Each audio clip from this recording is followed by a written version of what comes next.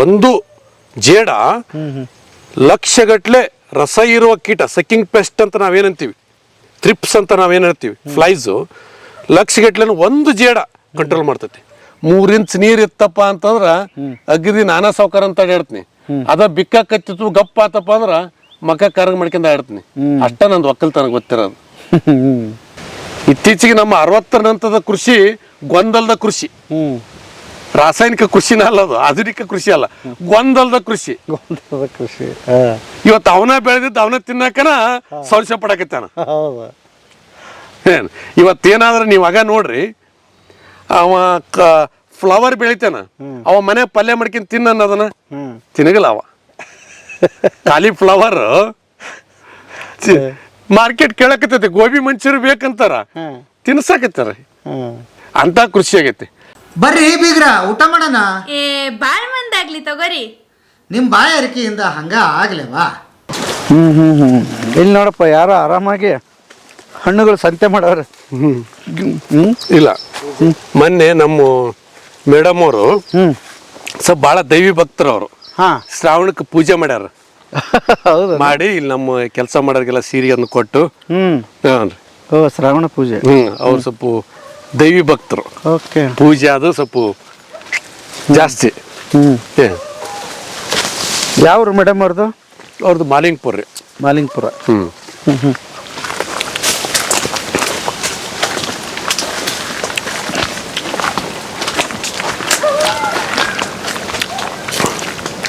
ಇವೆಲ್ಲ peanut butter fruit ಅಂತ ಅಂದ್ರೆ, ಇದು ಹಣ್ಣಾಗಿ ಒಂದು ಸೀಸನ್ ಮುಗೀತದ, ಆದ್ರೆ ಅದಾವ ಕಾಯಿ ಇವು ಸಹಜವಾಗಿ ಬರ್ತಾವೆ. ಇವೇನು ಉಪಚಾರ ಇಲ್ದೇನೆ ಪೀನಟ್ ಬಟರ್ ಫ್ರೂಟ್ ಅಂತಂದು, ಅಂತ ಏನು ಎಡಿಬಲ್ ಅಲ್ಲ, ಇನ್ನೂ ಒಂದು ವೈವಿಧ್ಯತೆ ಇರಲಿ ಅಂತಂದು.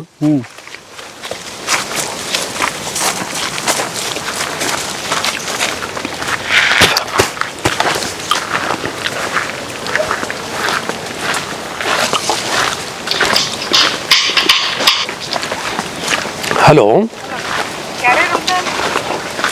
ಸಾಕದು ಕ್ಯಾರಿಯರ್ ಒಂದು.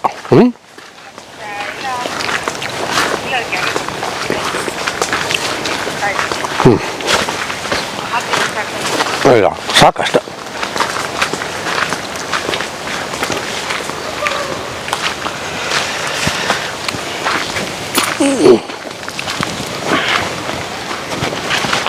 ಇದು ನೋಡ್ರಿ, ಇದು ಒಳ್ಳೆ ಒಂದು ಅಭಿವೃದ್ಧಿ ಮಾಡಿದಂತ ತಳಿ ಸರ್. ಇದು ಜಪನೀಸ್ ಡೈಮಂಡ್ ರೆಡ್ ಅಂತ ಅಂದು. Japanese diamond red. Japanese diamond red ಅಂತ ಪೇರ್ಲ. ಇದು ರೆಡ್ ಕಲರ್ ಬರ್ತರಿ. ರೆಡ್ ಕಲರ್, ರೆಡ್ ಒಳಗಡೆ ಫ್ಲೆಶ್ ರೆಡ್ ಇರುತ್ತೆ. ಸೀಡ್ ಎಣಿಸಿದ್ರೆ ಒಂದು 6-7 ಅಷ್ಟೇ ಇರ್ತಾವ. ಇದು ಜಪನೀಸ್ ಡೈಮಂಡ್ ರೆಡ್ ಅಂತ. ಒಳ್ಳೆ ಕ್ರಂಚಿ ಇರುತ್ತೆ ಕಡಿದ್ರಂದ್ರ. ಹೌದಾ? ಒಳ್ಳೆ ಫ್ರೂಟ್ ಸರ್. ಈ ಪೇರ್ಲ ಹಣ್ಣು ತಿಂದ್ರೆ ಬೇರೆ ಪೇರ್ಲ ಹಣ್ಣು ತಿನ್ನಕ್ ಆಗೋದಿಲ್ಲ, ಅಷ್ಟು ಟೇಸ್ಟ್ ಇದು. ಭಾಳ ಜ್ಯೂಸಿ, ಕ್ರಂಚಿ ಇರ್ತದ. ಜಪನೀಸ್ ಡೈಮಂಡ್ ರೆಡ್ ಅಂತ. ಅಲ್ಲ, ಇವೆಲ್ಲ ಎಲ್ಲಿ ಸಿಕ್ಕು ನಿಮ್ಗ ಅಂತ? ಆಮೇಲೆ ಇದ್ರೊಳಗೆ ಬೇರೆ ಬೇರೆ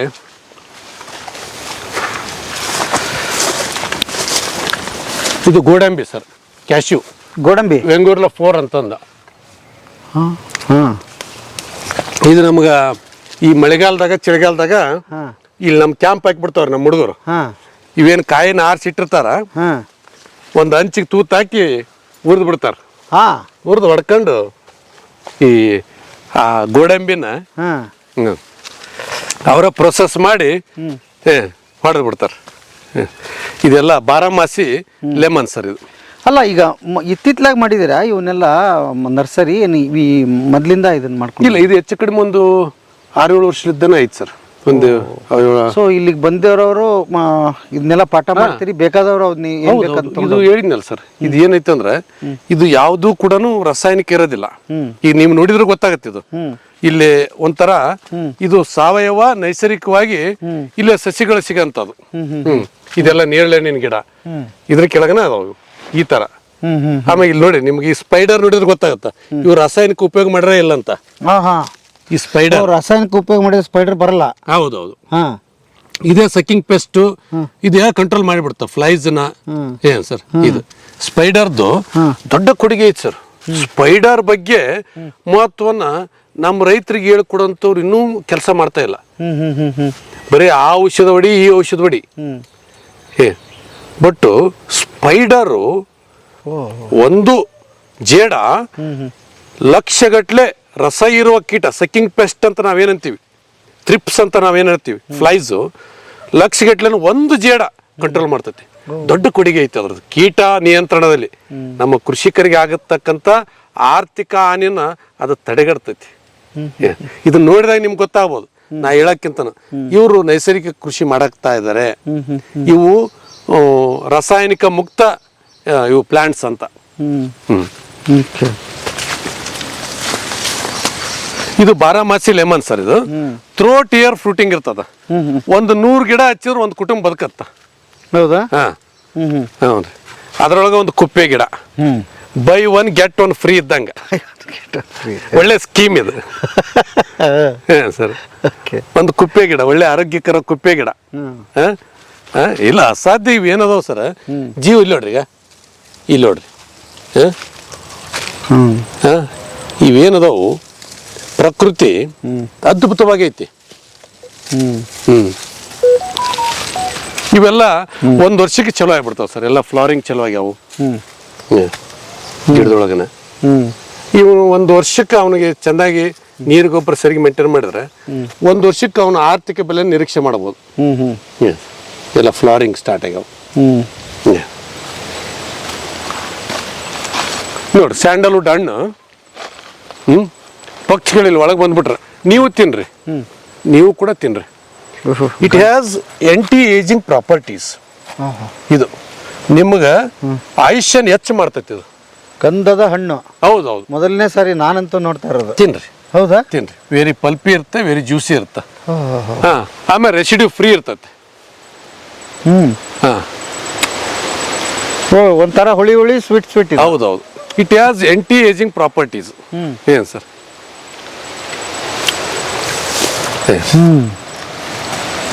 ನಿಮ್ಗೆ ಎಲ್ಲಿ ಸೂಪರ್ ಮಾರ್ಕೆಟ್ನಾಗ ಸಿಗೋದು ಅಲ್ಲಿದು ಸಾಧ್ಯ. ನಾನೇ ಫಸ್ಟ್ ಟೈಮ್ ಸರ್ ನೋಡಿದ್ದು. ಆಮೇಲೆ ಇದು ಏನ್ ಮಾಡುತ್ತೆ, ಆಯುಷ್ಯನ ಹೆಚ್ಚು ಮಾಡ್ತೈತಿ ಇದು. ಹೌದಾ? ಹೌದೌದು, ಆಯುಷ್ಯನ ಹೆಚ್ಚು ಮಾಡ್ತದೆ. ಹೊಟ್ಟೆಗೆ ತಗೋರಿ ಇದನ್ನು ದಿವಸ ಸೇವಿಸ್ಬೇಕು. ಹೌದೌದೌದು. ಎಲ್ಲಿ ಸಿಗಲ್ವಲ್ಲ ಸರ್ ಹೊರಗೆ? ಏನ್ ಸರ್ ಇಲ್ಲಿ ನೋಡ್ರಿ, ಪಕ್ಷಿಗಳಿಗೆ ಸಿಗ್ತೈತಿ ಇದೆಲ್ಲ. ಹಿಂಗಾಗಿ ಪಕ್ಷಿ ಕರೋನಾ ಬರಂಗಿಲ್ಲ. ಪಕ್ಷಿಗೆ ಕೊರೋನಾ ಬರಂಗಿಲ್ಲ. ಯಾಕಂದ್ರೆ ಇಲ್ಲಿ ನೋಡ್ರಿ, ಅದಕ್ಕೆ ಏನಿರುತ್ತೆ ಟನ್ ಗಟ್ಲೆ. ಇಲ್ಲಿ ನೋಡ್ರಿ, ಎಲ್ಲ ಪಕ್ಷಿಗಳಿಗೆ ಹಾಗೆ ಅದರದೇ ಸಾಮ್ರಾಜ್ಯ. ಪಕ್ಷಿ ಹಣ್ಣು ನಾವೊಂದು 4 ತಿನ್ನೋಣ. ಈಗ ಗಂಧದ ಬೀಜ ಅಂದ್ರೆ ಇದೇನಾ ಸರ್? ಬೀಜ ಹಿಂಗಿರುತ್ತೆ ತಾನೆ? ಯಾವ ಸರ್? ಹೌದೌದು ಸರ್, ಅದು ಡೀಪ್ ಪಲ್ಪ್. ಎಲ್ಲ ಬಿಟ್ಬಿಡಿ ಸರ್ ಅದು. ಈಗ ಇದು ಹಣ್ಣು, ಇದು ಗಂಧದ ಬೀಜ. ಹೌದೌದು. ಇದು ವಿತ್ ಪಲ್ಪ್, ಇದು ಡೀಪ್ ಪಲ್ಪ್ಡ್. ಈ ಹಣ್ಣು ತಿಂದು ಪಕ್ಷಿ ಇಕ್ಕಿ ಹಾಕ್ತಪ್ಪ ಅಂದ್ರೆ ಅದು 100% ಜರ್ಮಿನೇಷನ್ ಆಗುತ್ತೆ. ಅದಕ್ಕೆ ನಾವು ಟ್ರೀಟೆಡ್ ಸೀಡ್ ಅಂತ ಹೇಳ್ತೀವಿ. Sir, treated seed. ಆ ಬರ್ಡ್ಸ್ ಏನು ಅರಣ್ಯ ಕಟ್ಟ್ಯಾವು, ಅಕ್ಕಿ ಪಕ್ಷಿಗಳನ್ನು ಕಟ್ಟಿದ್ದು. ನಮ್ JCB ಇಟ್ಟಾಚಿಲ್ಲದ ಅರಣ್ಯ ಕಟ್ಟಿಲ್ಲ, ಹಾಳು ಮಾಡೀವಿ. ಅಲ್ಲಿ ಡೈವರ್ಸಿಟಿ ಹಾಳು ಮಾಡೀವಿ, ಅಲ್ಲಿ ನೆಟಿವ್ ಸ್ಪೀಸೀಸ್ ಹಾಳು ಮಾಡೀವಿ.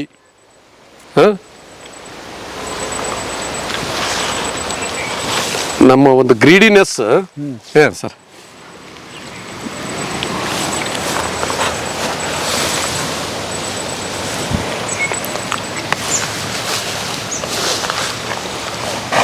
ಸ್ಮೆಲ್ ಬರ್ತಾ ಇಲ್ಲ ಸರ್, ಎರೋಮ ಎಲ್ಲ ಆ ಪ್ಯಾಸಿಫ್ಲೋರಾ.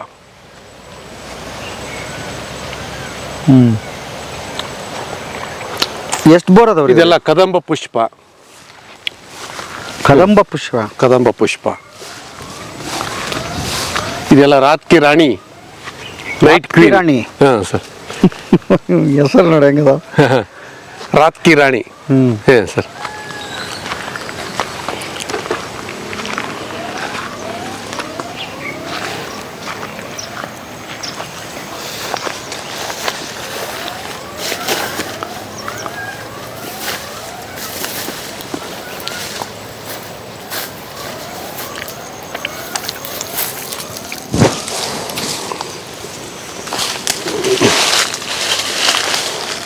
ಇವೆಲ್ಲ ಟಿಕೋಮಾ ಆರೆಂಜ್ ಅಂತ,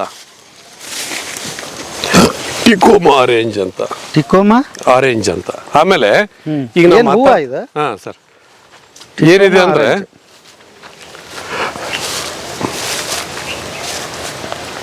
ಒಂದು ಸರ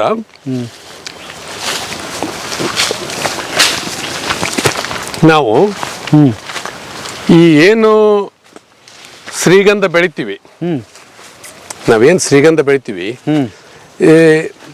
ಅದು ಏನು 15 ವರ್ಷ 20 ವರ್ಷಕ್ಕೆ ಬರ್ತದಲ್ಲ, ಅದ್ರ ಮಧ್ಯಂತರ ವಿಶೇಷವಾಗಿ ನೀರು ಕಡಿಮೆ ಇದ್ದಂತ ರೈತರು ಈ ಲಕ್ಷ್ಮಣ ಫಲನ ಹಾಕ್ಬೋದು ಮಧ್ಯದಲ್ಲಿ.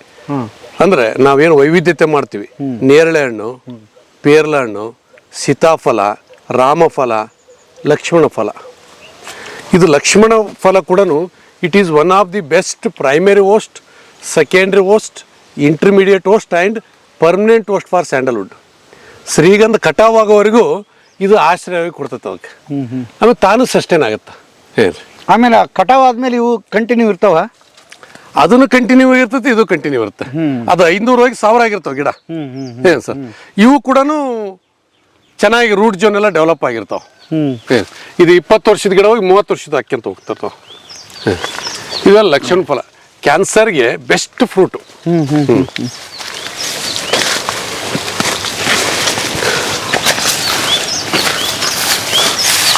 ಮುಳ್ಳದ ಸರ್, ಮುಳ್ಳದ ಮೇಲಕ್ಕೆ ಸರ್, ಮೇಲಕ್ಕೆ.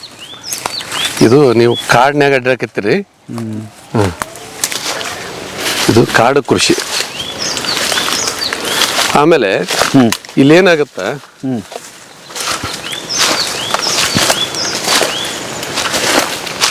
ನಮ್ಮಲ್ಲಿ ಈಗ ಇವತ್ತೇನೈತಿ, ಶ್ರೀಗಂಧ ಇವತ್ತು ಬೆಲೆ ಬಾಳಂತ ಗಿಡ ಇರೋದ್ರಿಂದ ನಾವು ರೈತರು ಏನ್ ಮಾಡ್ಬೇಕಂತಂದ್ರೆ, ನಮ್ಮ ಬಾರ್ಡರ್ನಲ್ಲೇ ಸಾಧ್ಯ ಇದ್ದಷ್ಟು ಇದು ಒಂದು ಏನೈತಿ, ಇದು ಬೆಂಬೂಸಾ ಬೆಂಬು ಅಂತ ಸರ್. ಇದು ಮುಳ್ಳು ಬಿದಿರು ತಾರ್ನಿ ಬೆಂಬು. ಇದು ಮುಳ್ಳದ ನೋಡ್ರಿ ಎಲ್ಲ ಇಲ್ಲಿ. ಈ ಮುಳ್ಳು ಬಿದಿರು ಇದು ಬೇರೆ ಶಾರ್ಪ್ ಇರ್ತದ, ಆರ್ಡಿ ಇರ್ತದ. ಇದನ್ನ ಒಂದು 5 ಫೀಟಿಗೆ ಒಂದೊಂದು ನಾವು ಆಸ್ ಎ ಒಂದು ಬಾರ್ಡರ್, ಒಂದು ಫೆನ್ಸಿಂಗ್ ಅಂತ ಹಾಕ್ಕೊಂಡ್ಬಿಟ್ರೆ ಒಳ್ಳೆ ಲೈಫ್ ಫೆನ್ಸಿಂಗ್ ಆಗುತ್ತೆ, ಒಳ್ಳೆ ವಿಂಡ್ ಬ್ರೇಕರ್ ಆಗುತ್ತೆ. ಗಿಡದಿಂದ ಗಿಡಕ್ಕೆ 5-5 ಫೀಟ್ ಹಚ್ಕೊಂತ ಹೋಗ್ಬಿಟ್ರೆ ಅವು ಸಕ್ಕರ್ಸ್ ಎಲ್ಲ ಅದು 2.5 ಫೀಟ್, ಇದು 2.5 ಫೀಟ್ ಬಂದು ಫಿಲ್ಅಪ್ ಆಗಿ ಒಂದು ಗ್ರೀನ್ ವಾಲ್ ಕ್ರಿಯೇಟ್ ಆಗಿಬಿಡ್ತದೆ. ಅಗ್ದಿ ಕಡಿಮೆ ಒಂದು ನಮ್ಮ ಇನ್ವೆಸ್ಟ್ಮೆಂಟ್ನಾಗ ಒಂದು ಒಳ್ಳೆ ಲೈಫ್ ಫೆನ್ಸಿಂಗ್ ಆಗುತ್ತ, ಒಳ್ಳೆ ವಿಂಡ್ ಬ್ರೇಕರ್ ಆಗಿಬಿಡುತ್ತೆ. ಈ ಟೈಪ್ ಮಾಡ್ಕೊಂಡ್ಬಿಟ್ರೆ ಯಾರು ಆ ಕಡೆಲ್ದಾರ ಈ ಕಡೆ ಕಾಣಂಗಿಲ್ಲ, ಈ ಕಡೆಲ್ದಾರ ಆ ಕಡೆ ಕಾಣಂಗಿಲ್ಲ, ಯಾರು ಆ ಕಡೆದ ಈ ಕಡೆ ಬರಕ್ ಚಾನ್ಸ್ ಆಗೋದಿಲ್ಲ. ಸರ್ ವೆರಿ ಥಿಕ್ ಆಗಿ ಬರ್ತದೆ. ಎಷ್ಟು ವರ್ಷಕ್ಕೆ ಬೆಳಿತೈತಿ ಇದು? ಇದು ನಾವು ವಾಟರಿಂಗ್ ಚೆನ್ನಾಗಿ ಮಾಡಿದ್ರೆ ಒಂದು 3 ವರ್ಷದೊಳಗೆ ಚೆನ್ನಾಗಿ ಒಂದು ವಾಲ್ ಕ್ರಿಯೇಟ್ ಆಗಿಬಿಡ್ತದೆ ಸರ್. 3 ವರ್ಷ ಈ ತರ ಇಲ್ಲೇನೈತಲ್ಲ, ಹಿಂಗೊಂದು ವಾಲ್ ಕ್ರಿಯೇಟ್ ಹಿಂಗಾಗುತ್ತೆ. ಒಳ್ಳೆ ಒಂದು ಲೈಫ್ ಫೆನ್ಸಿಂಗ್ ಆಗುತ್ತೆ. ಈ ತರ ಏನಾಗುತ್ತೆ, ಒಂದು ವಾಲ್ ಕ್ರಿಯೇಟ್ ಆಗಿಬಿಡ್ತದೆ. ಏನ್ ಸರ್,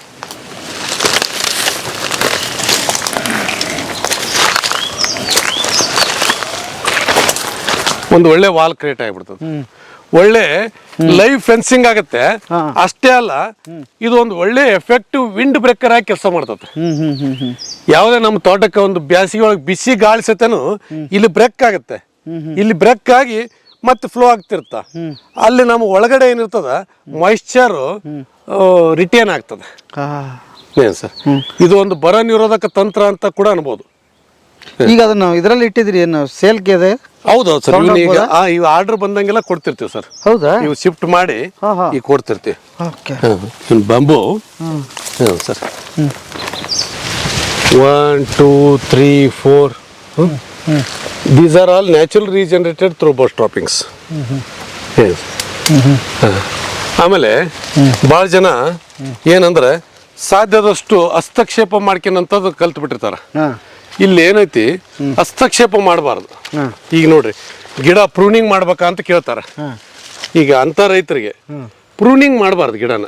ತಾನು ಹೆಂಗ್ ಫೋಟೋಸಿಂಥಸಿಸ್ಲಿದ್ದ ಹೆಂಗ್ ಮೇಲೆ ಹೋಗ್ತಾ ಇದ್ದದು ಕೆಳಗಡೆ ನ್ಯಾಚುರಲ್ ಪ್ರೂನಿಂಗ್ ಆಗಿಬಿಡ್ತು. ಇಲ್ಲಿ ನೋಡ್ರಿ, ಇಲ್ಲಿ ಇದು ಡ್ರೈ ಆಯ್ತದು, ಮ್ಯಾಗಲ್ದು ಬೆಳೆಸ್ಕೊಂತ ಹೋಗುತ್ತದು, ಕೆಳಗಡೆನ ಬೆಳವಣಿಗೆ ಕುಂಠಿತ ಆಗ್ತಾ ಆಗ್ತಾ ಇಲ್ಲಿ ಡ್ರೈ ಆಗಿಬಿಡ್ತೀರಿ. ಇಲ್ಲಿ ನೋಡು, ಇದಕ್ಕೆ ನ್ಯಾಚುರಲ್ ಪ್ರೂನಿಂಗ್ ಅಂತ ಕರಿತೀವಿ. ಯಾವುದು ಗಾಯ ಮಾಡಬಾರ್ದು. ನ್ಯಾಚುರಲ್ ಪ್ರೂನಿಂಗ್ ಆದಾಗ ನಮ್ಗೆ ಯಾವುದೇ ಒಂದು ಫಂಗಲ್ ಇನ್ಫೆಕ್ಷನ್ ಆಗೋದಿಲ್ಲ, ಇನ್ಸೆಕ್ಟ್ಸ್ ಏನಾಗಲ್ಲ, ಹಿಂಗೆ ನೀಟಾಗಿ ಬರ್ತಿರ್ತದೆ. ನಾಳೆ ಕೂಡ ಒಳ್ಳೆ ಗುಣಮಟ್ಟದ ಒಂದು ಶ್ರೀಗಂಧದ ಕೊರಡನ್ನು ನಾವು ಪಡ್ಲಿಕ್ಕೆ ಸಾಧ್ಯ ಆಗ್ತದೆ. ಪ್ರೂನಿಂಗ್ ಮಾಡಬಾರ್ದು ಅಂತ ಒಂದು ಸಂದೇಶ ನಂದು. ನ್ಯಾಚುರಲ್ ಪ್ರೂನಿಂಗ್ ಬ್ಯೂಟಿಫುಲ್ ಆಗಿ ಆಗ್ತಾ ಇದೆ ತಾನೇ. ಬ್ಯೂಟಿಫುಲ್ ಆಗಿ ಪ್ರೂನಿಂಗ್ ಇಲ್ಲಿ ನೋಡಿ, ಪ್ರೂನಿಂಗ್ ತಾನೇ ಆಗ್ತಾ ನ್ಯಾಚುರಲ್ ಪ್ರೂನಿಂಗ್ ಆಗಿ ಗಿಡ ಮೇಲೆ ಹೋಗುತ್ತೆ. ಆಮೇಲೆ ಇಲ್ಲಿ ಏನಾಗುತ್ತೆ ಅಂತಂದ್ರೆ ಅಗೇನ್ ನಾವು ಹೇಳ್ದಂಗೆ ನೋಡಿ ಸರ್, ಎಲ್ಲ ಅಮೃತ ಬಳ್ಳಿ, ಅಕ್ಕಿ ಪಕ್ಷಿದೇ ಪ್ರಪಂಚ ಇಲ್ಲಿ. ನೋಡ್ರಿ ಈ ತರ ಇಲ್ಲೇನಾಗುತ್ತೆ, ಆ ಬರ್ಡ್ಸ್ ಏನ್ ಮಾಡ್ತವೆ, ಆಹಾರ ಮತ್ತು ಆಶ್ರಯ ಇರ್ತದೆ ಇಲ್ಲಿ ಬರ್ತಾವೆ. ಇಲ್ಲಿ ಏನಾದ್ರೂ ಕ್ರಿಮಿ ಕೀಟಗಳಿದ್ವಪ್ಪ ಅಂತಂದ್ರೆ ಅವೇ ಅಲ್ಲಿ ಬಯೋಲಾಜಿಕಲ್ ಕಂಟ್ರೋಲ್ ಮಾಡಿಬಿಡ್ತವೆ, ಜೈವಿಕ ನಿಯಂತ್ರಣ ಆಗಿಬಿಡ್ತದೆ, without using any chemicals, without any part. ನೋಡ್ರಿ, ತಾವು ಕೇಳಿದ್ರಿ ಎಷ್ಟು ಗಿಡ ಅದಾವ ನಿಮ್ಮಲ್ಲಿ ಅಂತ, ನೀವೇ ಕೌಂಟ್ ಮಾಡ್ಕೊಳ್ರಲ್ಲ. ಇವೇನಾಗುತ್ತೆ, ಈ ನ್ಯಾಚುರಲ್ ರೀಜನರೇಷನ್ ಆಗ್ತಾ ಅಲ್ಲಿ ಬೆಸ್ಟ್ ಇದ್ದಿದ್ದು ನೇಚರ್ ಸೆಲೆಕ್ಟ್ ಮಾಡ್ತಾ ಹೋಗ್ತದೆ. ಏನ್ ಸರ್, ಈ ತರ ಒಂದು ಡೆನ್ಸ್ ಒಂದು ಸ್ಯಾಂಡಲ್ವುಡ್ ಫಾರೆಸ್ಟ್ ಅಲ್ಲಿ ಕ್ರಿಯೇಟ್ ಆಗ್ತದೆ. ಏನ್ ಸರ್, ಈಗ ಇಲ್ಲಿ ಕಾಣವೆಲ್ಲ ಶ್ರೀಗಂಧನೆ, ಎಲ್ಲ ಸ್ಯಾಂಡಲ್ವುಡ್. ಏನ್ ಸರ್, ನ್ಯಾಚುರಲ್ ರೀಜನರೇಟೆಡ್. ಏನ್ ಸರ್,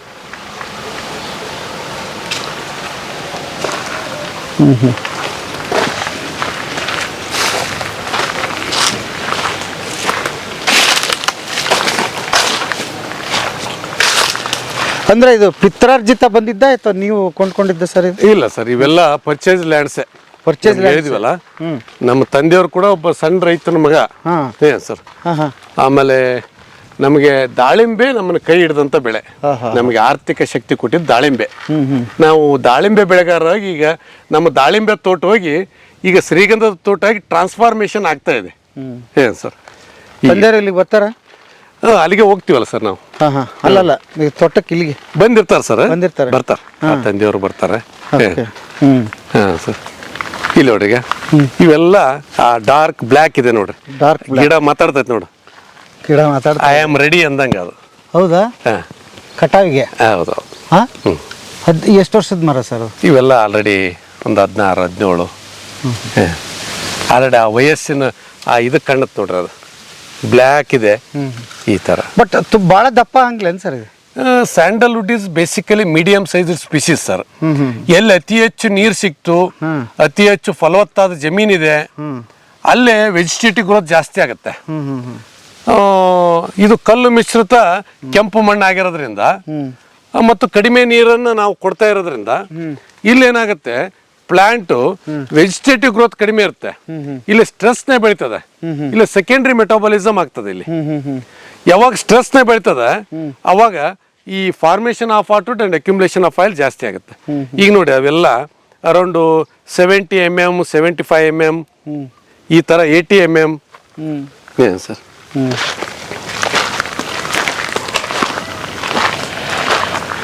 ಇದಕ್ಕೇನಂದ್ರೆ ಒಂದು ನಾವೇನು ಮಾಡ್ಕೊಂತ ಹೋಗ್ಬೇಕಂದ್ರೆ ಸಾಧ್ಯ ಆದಷ್ಟು ಅಲ್ಲಿ ಬಯೋಡೈವರ್ಸಿಟಿನ ಹಾಳು ಮಾಡಬಾರ್ದು.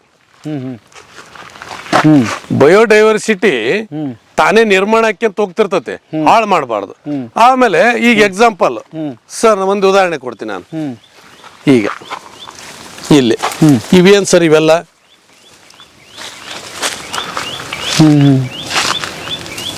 ಗಂಧದ ಮರ. ಇವೆಲ್ಲ ಗಂಧದ ಸಸಿ, ತಾವೇ ಪಕ್ಷಿಗಳ ಡ್ರಾಪಿಂಗ್ಸ್ ಇಂದ ಹುಟ್ಟಿದ್ವು, ಇನ್ನ ಹುಟ್ಟೋದ್ರಾಗ ಅದಾವ. ಅಲ್ಲೇನ್ ಕಾಣ್ತಾವ ಸರ್ ಅವೆಲ್ಲ? ಅವು ಅವೇನಾ?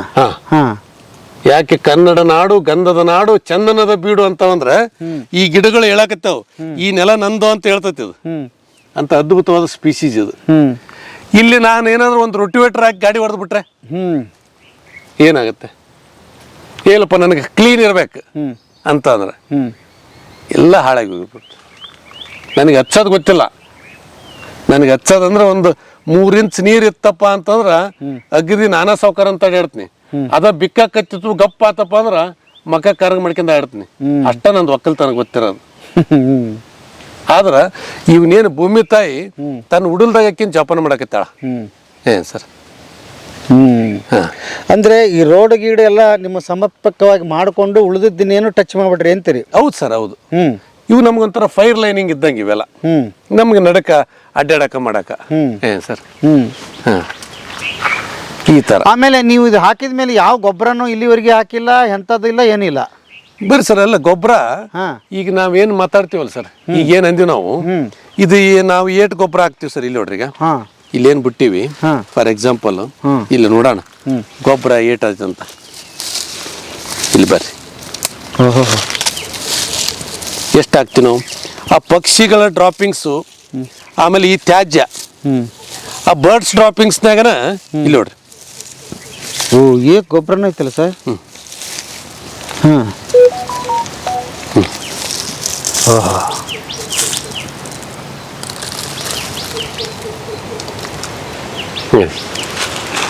ಸ್ಮೆಲ್ ನೋಡ್ರಿ ಸರ್. ಈ ಸ್ಮೆಲ್ ನೋಡಿದ್ರೆ ನಿಮ್ಗೊಂದು 10 ರೋಗ ಹೋಗ್ಬಿಡ್ತಾವ.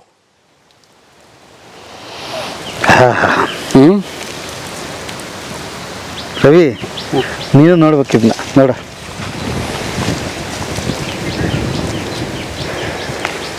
ಹಾಂ ಅಬ್ಬಬ್ಬಬ್ಬ ಈಗ ಕರೆ ರೀ ಸರ್. ಇಲ್ಲಿ ನೋಡ್ರಿ ಸರ್, ಇಲ್ಲೆಲ್ಲ ಇಲ್ಲಿ ನೋಡ್ರಿ. ಇಲ್ಲಿ ನೋಡ್ರಿ ಒಳಗಡೆ ಈಗ ನಾನು ಹೆಚ್ಚು ಕಡಿಮೆ ಒಂದು 8 ಇಂಚ್ ತೆಗ್ದಂಗ ಅದೇ. ಹೌದು ಹೌದು ಹೌದು ಬಿಡ್ರಿ. 8-10 ಇಂಚ್ ಏನೇ ಯಾವುದೇ ಇಲ್ಲಿ ನೋಡ್ರಿ. ಈಗ ಇಲ್ಲಿ ನೋಡ್ರಿ ಎಷ್ಟು ಸಾವಯವ ಇಂಗಾಲ ಐತಿ ಇದ್ರೊಳಗೆ. ನಾವು ಆರ್ಗ್ಯಾನಿಕ್ ಕಾರ್ಬನ್ ಅಂತ ನಾವು ಮಾತಾಡ್ತೀವಿ. ಹೌದು ಆರ್ಗ್ಯಾನಿಕ್ ಕಾರ್ಬನ್ ಅಂತ. ಇಲ್ಲಿ ನೋಡ್ರಿ ಸ್ಮೆಲ್ ನೋಡ್ರಿ ಭಾಳ ಭಾಳ ಏನು ಅರೋಮ ಐತಿ.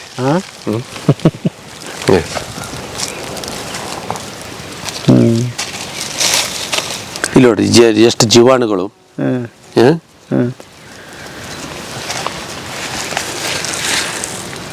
ಇಲ್ಲ ಆಮೇಲೆ ಇದು ಏನ್ ನಾವು ಮರ ಆಧಾರಿತ ಕೃಷಿ ಅಂತ ನಾವೇನ್ ಮಾಡ್ತೀವಿ ಏನ್ ಸರ್, ಅದ್ರದ್ದು ಆ ಮಣ್ಣಿನ ರಚನೆನ ಅಷ್ಟು ಅದ್ಭುತ ಆಕ್ಯಂತ ಹೋಗ್ತದೆ ಈ ನಮ್ಮ ಮರ ಆಧಾರಿತ ಕೃಷಿ. ಈಗ ನೋಡ್ರಿ ಸರ್, ಈಗ ನಾವೇನ್ ಸಾಂಪ್ರದಾಯಿಕ ಕೃಷಿ ಒಳಗೆ ಕೂಡ ಈ ಬೇಲಿ ಒಳಗೆ ನಮ್ಮ ಬದುವಿನೊಳಗೆ ಗಿಡಗಳು ಇರ್ತಾವ. ಯಾವ ಒಂದು ಕುರುಚಲು ಸಸ್ಯ, ನಮ್ಮ ಬೇವಿನ ಗಿಡ, ಮಾವಿನ ಗಿಡ, ಜಾಲಿ ಗಿಡ ಅಂತಿಂತದು. ಆ ಬದುವಿನ ಮಣ್ಣು ಎಷ್ಟು ಫಲವತ್ತಾಗಿರ್ತದೆ. ಆ ರೀತಿ ಇದು ಒಂದು ಮರ ಆಧಾರಿತ ಕೃಷಿ ಆದಾಗ ಇದು ಒಂಥರ ಇದು ನೆಕ್ಸ್ಟ್ ಜನ್ರೇಷನ್ಗೆ ಏನು ಸರ್ ಒಂದು ಅದ್ಭುತವಾದ ಒಂದು ಒಳ್ಳೆ ಮಣ್ಣನ್ನು ಒಂದು ವ್ಯಾಲ್ಯೂ ಎಡಿಷನ್ ಆಗಿ ಕೊಟ್ಟಂಗ. ಈಗ ನೋಡ್ರಿ ಏನಾಗುತ್ತಾ, ನಮ್ಮಲ್ಲಿ ಒಂದು ಏನು ಮಾಡ್ತೀವಿ, ಒಂದು ಆತ್ಮಾಲೋಕನ ಅನ್ಕೊಳ್ರಿ ಇದನ್ನು, ಒಂದು ಆತ್ಮಾಲೋಕನ. ಈಗ ನಮ್ಮ ಕೃಷಿ ಅಂತ ನೋಡೋಣ, ಒಂದು ವ್ಯಾಪಾರ ಅಂತ ನೋಡೋಣ. ಈಗ ಒಬ್ಬ ಶೇಟ್ ಬಂದಿರ್ತಾನ, ಒಬ್ಬ ಶೇಟ್ ಅವ ಯಾವುದೋ ಒಂದು ರಾಜ್ಯಲಿದ್ದ ನಮ್ಮ ರಾಜ್ಯಕ್ಕೆ ಬರ್ತಾನಂತಂದ್ರ ಅವ ಏನು ಅಗರ್ಭ ಶ್ರೀಮಂತರ ಮನೆಯಾಗ ಇರೋದಿಲ್ಲ. ಒಬ್ಬ ಬರೇ ಕೈಲೇ ಬಂದಿರ್ತಾನ ಅವ.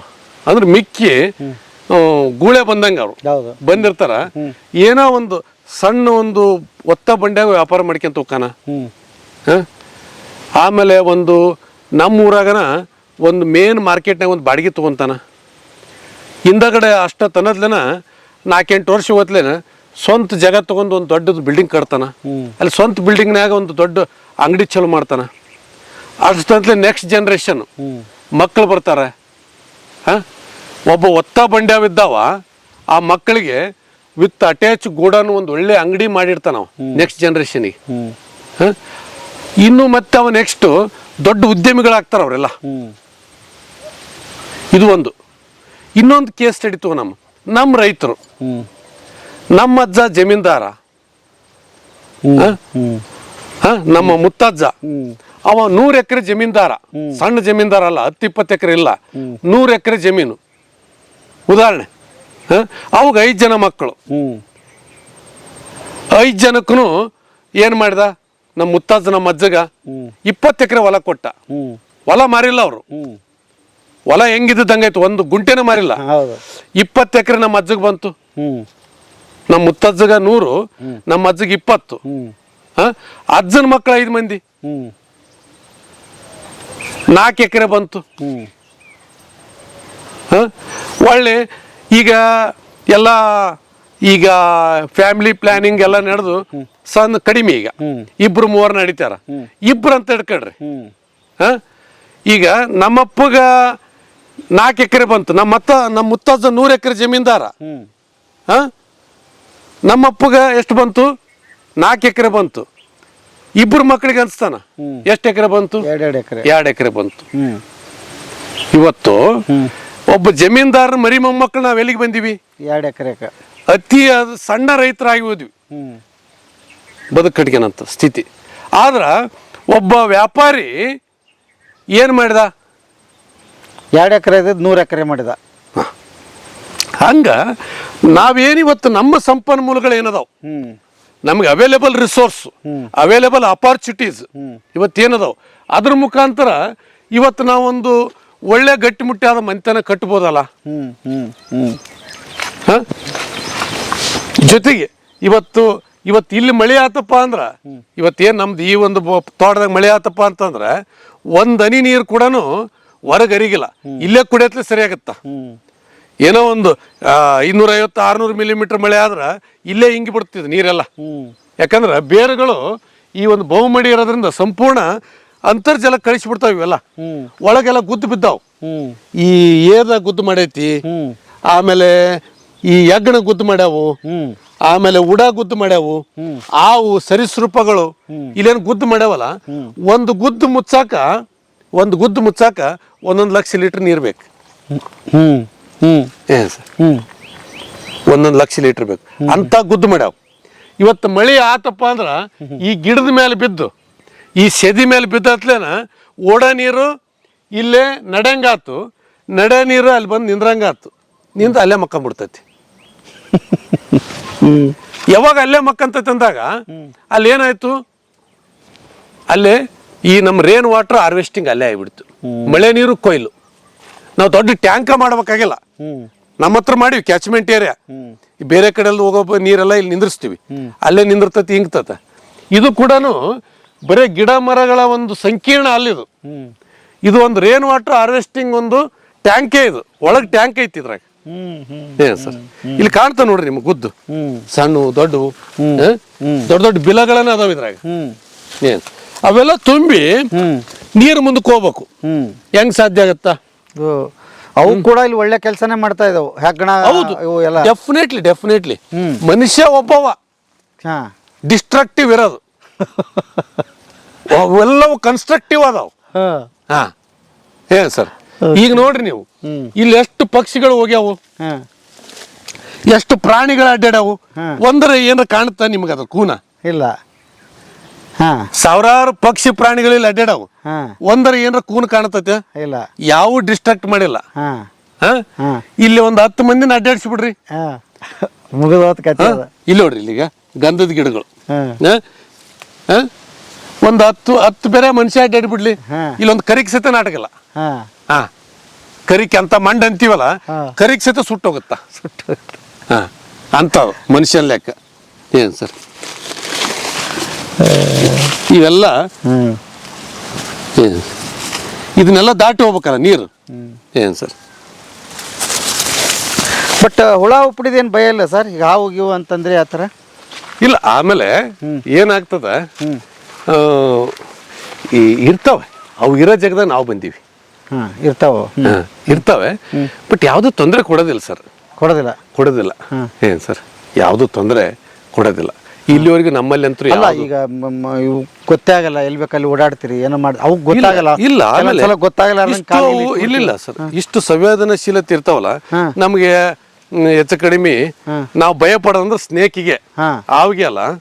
ನೀವ್ ಹಿಂಗ್ ಹೋಗ್ರಿ, ದಡ ಹೋಗ್ಬಾರ್ದು, ದಡ ಹೆಜ್ಜೆ ಇಡಬಾರ್ದು.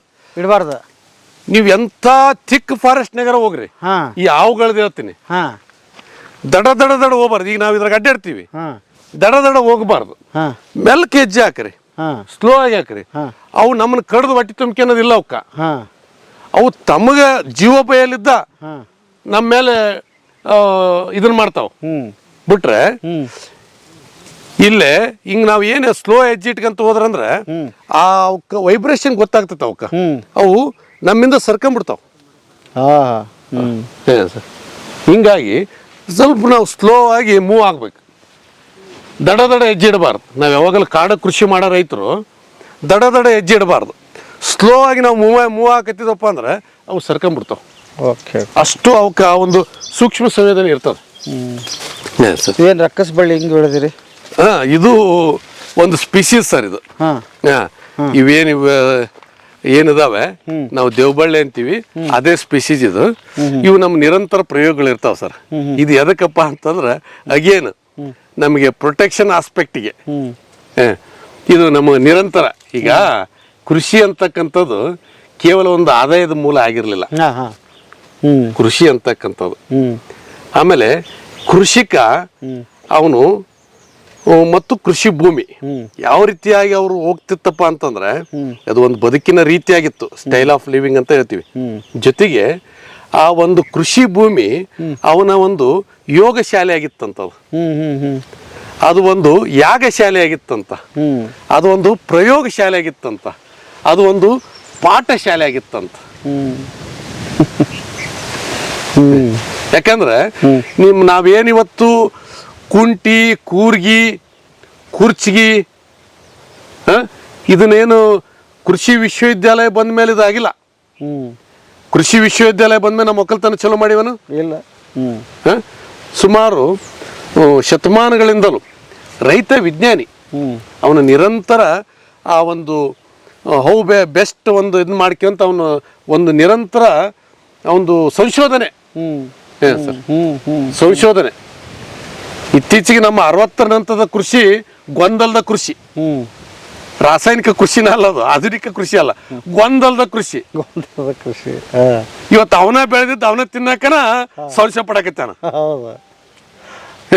ಇವತ್ತೇನಾದ್ರೆ ನೀವು ಆಗ ನೋಡ್ರಿ, ಅವ ಫ್ಲವರ್ ಬೆಳಿತಾನ, ಅವ ಮನೆ ಪಲ್ಯ ಮಾಡ್ಕೊಂಡು ತಿನ್ನೋದನ್ನ ತಿನ್ನಗಲ್ಲ. ಅವ ಖಾಲಿ ಫ್ಲವರ್ ಮಾರ್ಕೆಟ್ ಕೇಳಕತ್ತೈತಿ, ಗೋಬಿ ಮಂಚೂರಿ ಬೇಕಂತಾರ, ತಿನ್ಸಾಕತ್ತಾರ. ಅಂತ ಕೃಷಿ ಆಗೈತಿ.